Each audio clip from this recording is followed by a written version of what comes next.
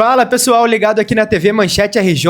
Bom, eu já me sinto íntimo de vocês, então não preciso nem me apresentar, porque vocês já sabem. Chegou a hora do Manchete Esportes e minha companhia é sempre o jornalista João Baltazar. Antes de começar, Diego, eu quero te perguntar, coração, tá bom? Como é que tá? Rapaz, o que eu sofri ontem não tá escrito, cara. Confesso que como torcedor, eu tava com saudade de viver um momento daquele. Flamengo de volta às semifinais, não precisava ser daquela maneira, né, João? Mas enfim, estamos classificados. Agora mais um passo em busca de Lima, a tão sonhada Lima de novo para conquistar esse tetra da Libertadores. Mas, meu amigo, esse fim de semana é fim de semana de Campeonato Brasileiro, tem mais um clássico, né, envolvendo os times cariocas e também tem um jogo importante que abre a rodada ali, envolvendo os 4 grandes do campeonato do futebol carioca, que é Vasco e Cruzeiro. Mas antes de começar, João, a falar sobre esse confronto, eu vou te fazer uma pergunta polêmica que alguns vascaínos já estão até defendendo essa possibilidade. Coutinho é seleção ou não, meu amigo? Cara, eu acho que não. Por quê? Vou explicar, vou dar minha opinião, né? Eu acho que o Coutinho jogando bem, bom ver o Coutinho bem, feliz, produzindo, né? Trazendo pontos pro Vasco.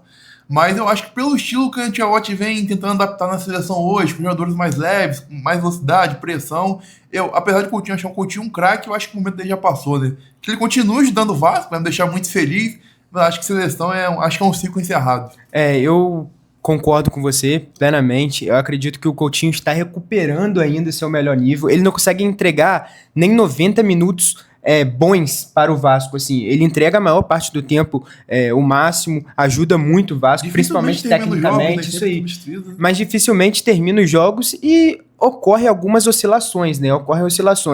Ou seja, ainda não é um nível de seleção. Pode ser que o Coutinho recupere o seu melhor nível, volte a se apresentar muito bem, e aí sim a gente pensa em uma possibilidade para a seleção brasileira. Mas a Copa do Mundo já está batendo na porta, tem nomes definidos ali nessa pré-lista do Ancelotti que vão receber oportunidades, e eu acredito que o Coutinho tem que remar muito para conseguir entrar nessa pré-lista ainda do Ancelotti, principalmente na posição de meio campo, né, João?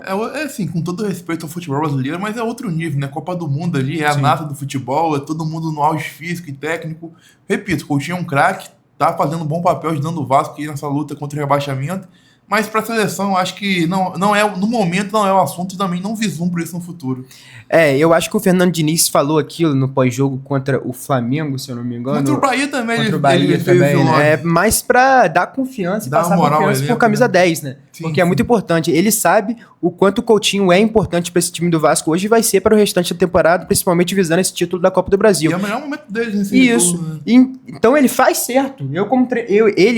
Eu, como jornalista, enxergando ele como treinador, concordo muito com as falas dele. Ele tem que motivar um dos seus principais jogadores do elenco. Então, eu concordo. Mas eu acho que o Diniz mesmo sabe que isso não vai acontecer, né, João? Como você falou aí, né? O treinador tá fazendo o papel dele, tá vendo que o cara tá num bom momento. Então vai deixar ele motivado, vai tentar dar aquela massageada no ego. E o Coutinho vai gostando, né? Você vê que nas entrevistas fala que é um sonho, que quer voltar. Então, acho que faz parte do jogo ali, mas sabe ali no consciente ali que é muito difícil para ele. Bom, João, você falou que o Vasco está na briga contra o rebaixamento, é o que a gente olha para a tabela agora e percebe. Mas uma vitória contra o Cruzeiro no sábado às 6h30, em casa, em São Januário, pode fazer o Vasco sonhar por coisas maiores nesse Campeonato Brasileiro, né? Já vem aí de quantos jogos sem perder?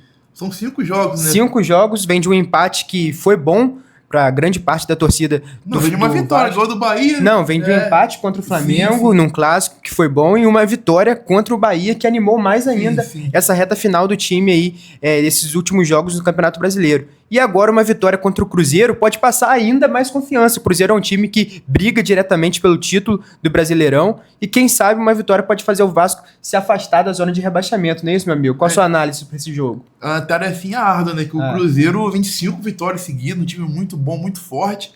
E São Januário, que nos últimos anos que era a fonte de segurança do Vasco, esse ano o Vasco teve muita dificuldade em São Januário. Voltou a ganhar depois de 6 jogos, se eu não me engano. Eram mais de 120 dias sem vencer em São Januário. Coisa assim, incomum. É um jogo difícil, cara. Mas assim, pega na semana retrasada, empatou contra o Ceará, o Vasco viu a tabela. Flamengo, Bahia, Cruzeiro, Palmeiras. 4 derrotas, né? Verdade. Mas pensaria, né? Mas empatou com o Flamengo, ganhou do Bahia, e jogando em casa, em São Januário, eu acho que tem direito de sonhar, né? Ainda mais que você vai até informar melhor. E o Cruzeiro tem uma bucha aí de pendurados, né? Cara, verdade. O Cruzeiro não terá Gabigol, o Vilauba também, que os dois estão suspensos. E tem 8 pendurados na véspera do confronto contra o Flamengo, que é uma briga direta pelo título. Sinuca de bico, né? Caio Jorge, Fabrício Bruno, Romero, Matheus Pereira. Olha que situação, hein? E o Vasco só deve ter um desfalque, né, João? Que é o Tietê e o Piton. Piton, é isso? Também é um desfalque. Ele se lesionou, né? Contra o Botafogo e desde então não vem jogando. Mas o Palmeiras entrou bem, improvisado, calando os críticos. O Coutinho, nos últimos 7 jogos no Brasileirão, tem 6 participações em gols, né? São 5 gols e uma assistência. Com certeza deve ser mais uma peça-chave para o Vasco tentar conseguir essa vitória contra o Cruzeiro. E, João, esse Cruzeiro, ele me impressiona muito, porque, assim, fora de casa, ele consegue manter a pegada de dentro de casa, né?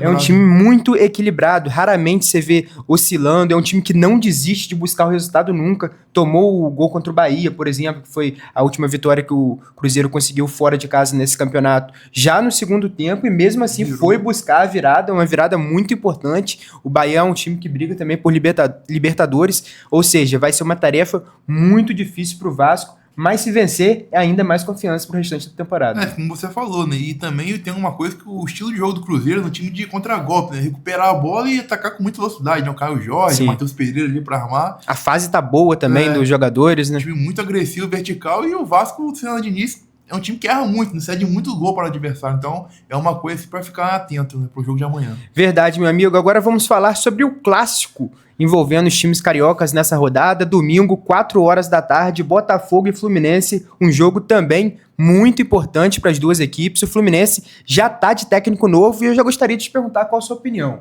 Diretoria agiu rápido, bateu o martelo e escolheu o Luiz Zubeldia para substituir o Renato Gaúcho. Cara, escolha polêmica. Escolha polêmica e, assim, um pedido de demissão polêmico também, né? Inesperado por grande parte das pessoas. Assim, todo respeito ao Renato, né? Pela história que ele tem no futebol, mas não pode ele falar que tá chateado com corneta de internet, cara. Um treinador que ganha 1 milhão por mês, tá preocupado com o que tá falando na internet. Acho que é até uma falta de respeito com o próprio torcedor do Fluminense. Não pode um cara que não teve experiência cair e falar isso, né? Verdade, eu acho assim, que ele tem todo o direito de pedir demissão. Sim. A partir do momento que o clube tem o direito de demitir os treinadores, e isso acontece em grande forma, em grande número, semanalmente no futebol brasileiro, o treinador também tem o direito de pedir demissão e parar de comandar o clube. O Renato se sentiu nesse direito. Agora, a forma que ele fez isso, que é uma forma polêmica, né? Ele chutou o balde na entrevista coletiva. Cara, não pegou bem, porque você ficou muito chateado com ele. Com certeza, o elenco já não ia abraçar ele já não ia continuar se dando bem com o elenco depois do que ele falou naquela coletiva, principalmente envolvendo jogadores, contratações, enfim. Foi uma alfinetada geral. Atirou para todos os lados, atirou para a diretoria, atirou para os jogadores, falou para os torcedores, inclusive, que estavam criticando a contratação do Soteldo, né, que foi um pedido dele. Ou seja, foi uma loucura total, um desastre. E eu até estava lendo uma opinião de um amigo que compartilhou nas redes sociais. Ele disse que após uma coletiva como essa, o pedido de demissão passou a ser esperado. E aconteceu, né? Eu confesso que eu fiquei muito surpreso. Eu dormi assistindo o jogo, acordei com a manchete que Renato Gaúcho pede demissão após a eliminação do Fluminense. Foi uma surpresa total, isso aí. Não esperava nem a eliminação do Fluminense. Pois é, cara, eu acho assim, o Renato Gaúcho, a sensação que eu tenho, vendo as entrevistas dele, vendo ele falando futebol, é que ele não tem mais saco nenhum pra ser treinador, pra estar nesse ambiente, né? Ele reclama de torcida, ele reclama de jogador, ele reclama contratação, de calendário. Pede, falta de dinheiro do clube que ele tá gerindo. Ele fala que o clube não tem mais jogador bom no Brasil, ele reclama de tudo. Então, verdade, assim, é um cara que parece que não tem mais saco nenhum pra estar trabalhando com futebol. Talvez seja até bom pra ele, bom pro Fluminense esse rompimento, né? Agora, João, falando especificamente sobre o clássico, o Botafogo ele conta com uma série de desfalques, incluindo o zagueiro Barbosa, o Caio Pantaleão, o Marlon Freitas, o Montoro, o Alex Telles é dúvida. Meu Deus do céu, que isso? Que isso? Como que o Botafogo vai ser escalado nesse clássico? Cara, uma loucura, né? O Ancelotti, coitado, também dando tudo errado pra ele. Ontem o Grêmio jogou bastante desfalcado, aí perde a dupla de zaga titular e o capitão, né? Cara, então, que assim, ainda tem problema, um dos principais jogadores do Botafogo no ataque, que é o Montoro. Que foi pra seleção do B20, assim. Eu não queria estar na pele dele esse final de semana. Verdade, com certeza muito difícil, é uma tarefa difícil para o Botafogo vencer esse Fluminense, um clássico já é sempre difícil, né? E o Fluminense agora volta o foco total para o Campeonato Brasileiro, o time precisa se reerguer, reencontrar as vitórias, né? Vem de uma vitória fora de casa contra o Vitória. Contra o Vitória. E então precisa continuar nesse caminho para brigar pela Libertadores, quem sabe se colocar ali entre os 6, entre os 5, até os 4, quem sabe, ainda tem campeonato pela frente, e não precisar de um título de Copa do Brasil para garantir essa vaga direta na competição sul-americana, né, meu amigo?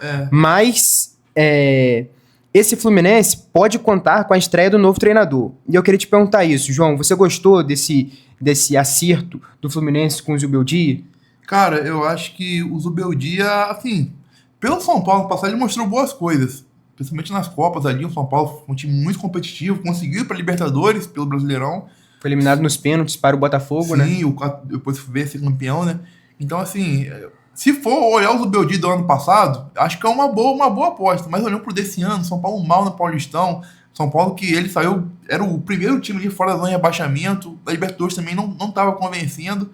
Então, assim, eu hoje, trazendo pro recorte, pro momento que ele veio, não acho uma boa contratação. Eu defino como uma contratação arriscada, essa de Zubeldia. Perfeito, entendeu? Arriscadíssimo. É uma aposta, porque assim, a gente tem um recorte desde o ano passado, esse ano, qual o Zubeldia vai vir, né? Então, verdade, é difícil. E a torcida do Fluminense, eu acho que uma parte dela também não gostou e não sabe o que vem por aí, né?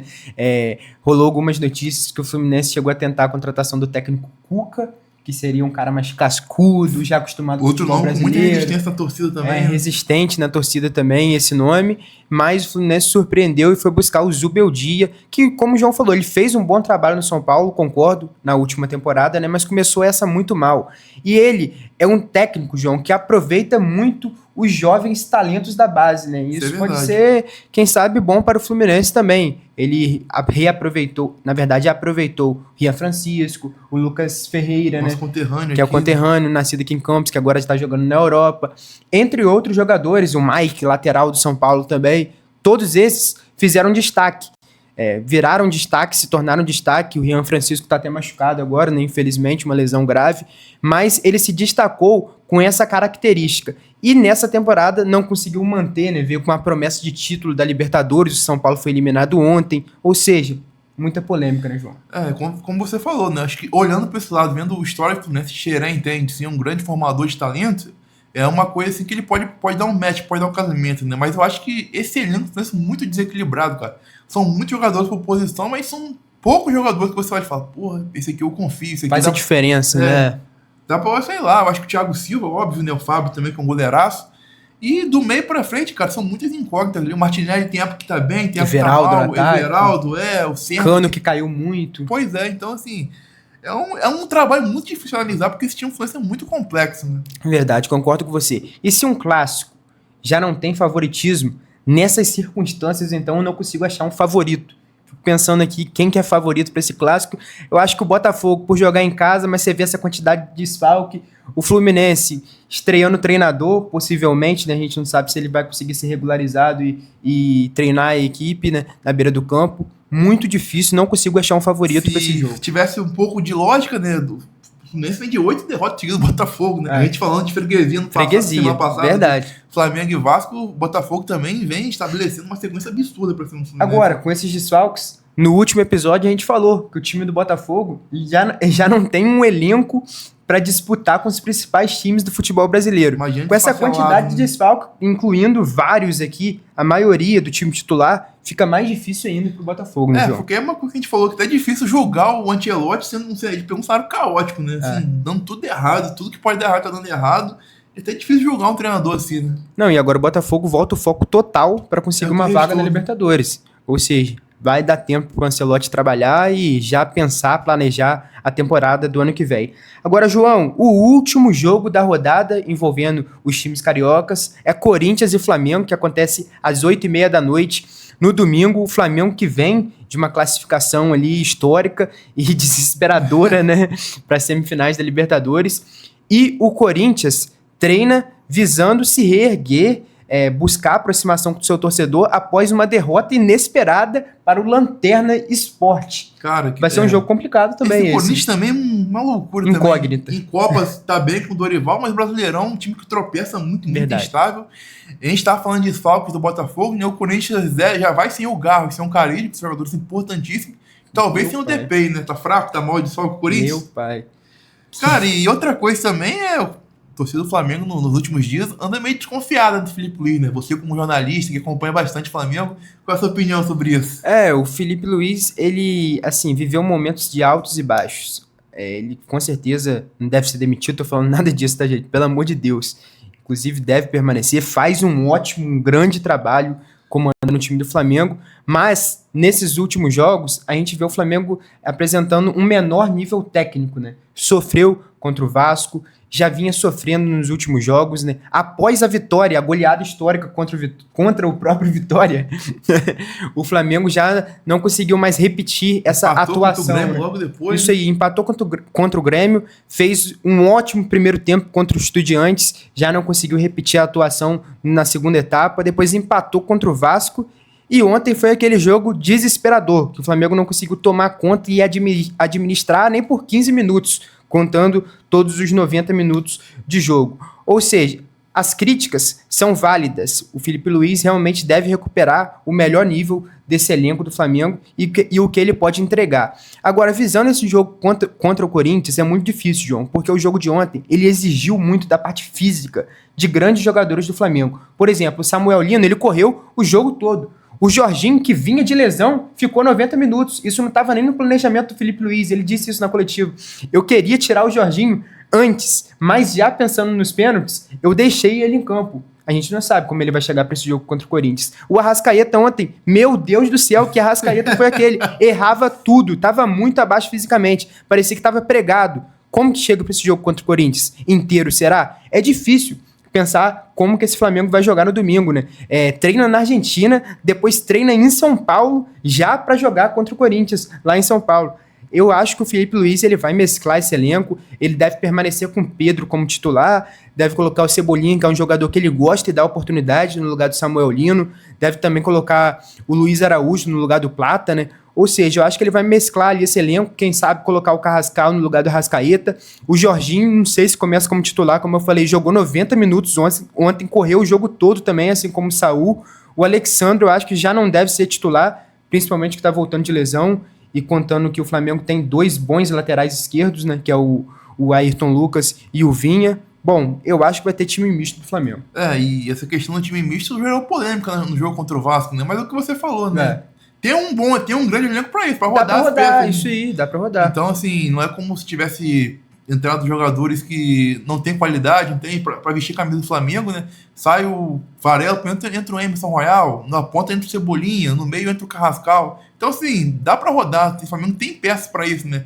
Acho que talvez pese o entrosamento, que são jogadores de minutagem baixa, sim, e talvez sentem ali quando vai jogar com o time titular, com outra rotação. Mas, assim, em nomes, é um elenco de muita qualidade, né, João? Agora, tem um problema, né, João? Porque antes a distância era de 4, 3, agora é de 1.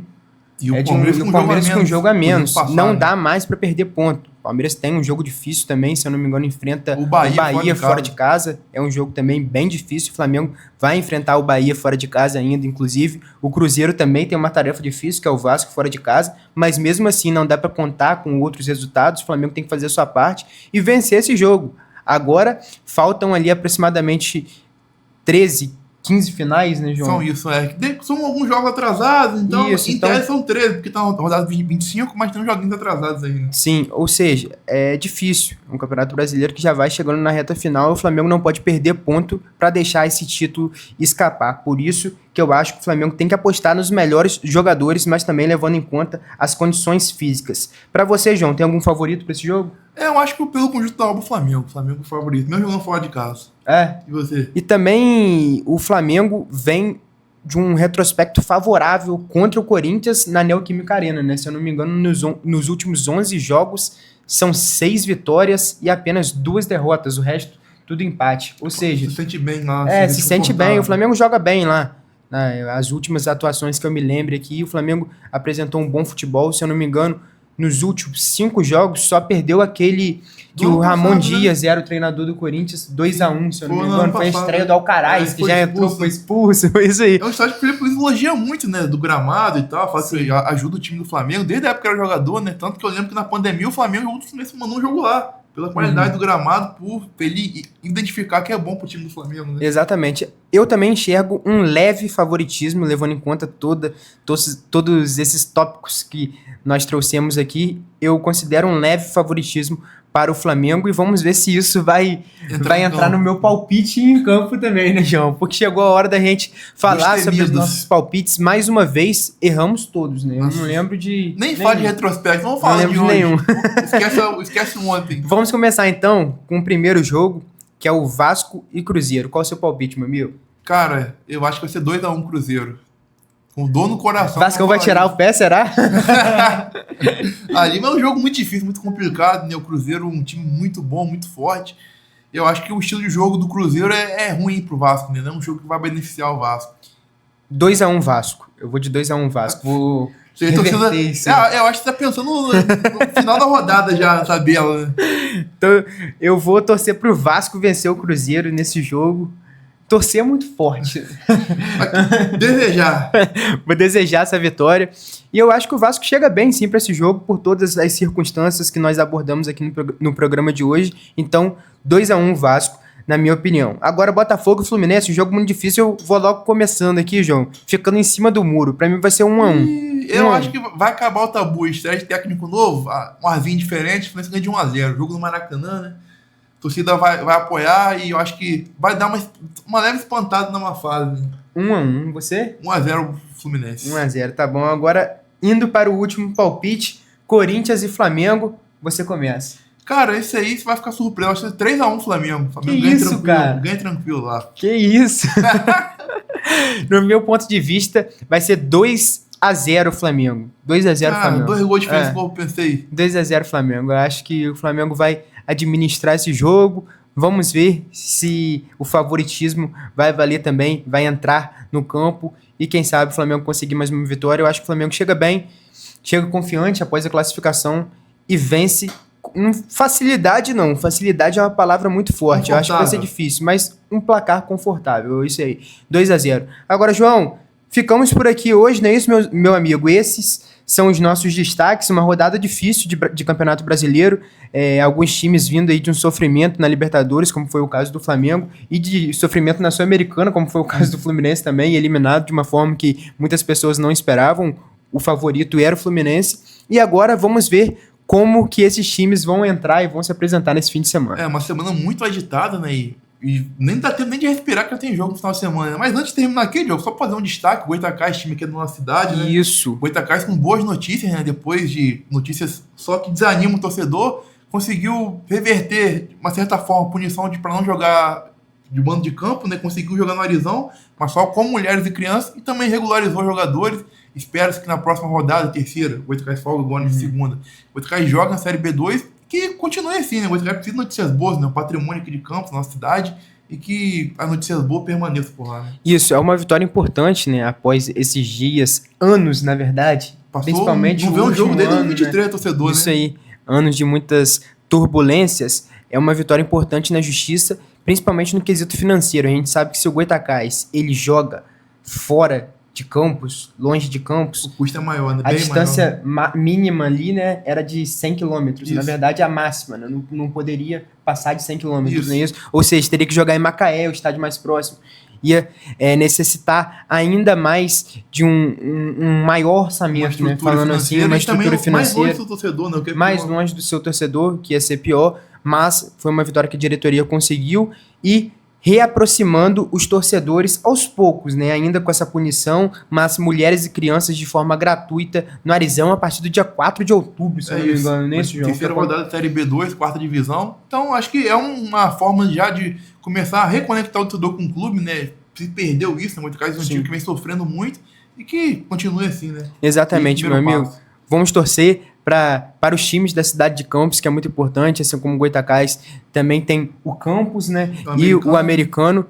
Enfim, a gente está sempre na torcida e acompanhando também esses times aqui da nossa região. João, por hoje é só. Um grande abraço a todos que estão nos assistindo. Lembrando que conseguimos nossa sonhada meta dos 100 mil seguidores. Já estamos, inclusive, com 101 mil seguidores. Vocês são muito rápidos. De pé de 100 tá em 101, né? Exatamente. Então, agradeço muito. Obrigado por vocês que nos acompanham sempre. Se inscrevam no nosso canal, que é muito importante. E até a próxima. Não é isso, João? É isso. Uma boa sexta-feira para todos nós. E que seja um final de semana de notícias positivas para os seus clubes, né? Principalmente o Vasco. Valeu, pessoal. Um grande abraço. Até a próxima. Você é vascaíno, João?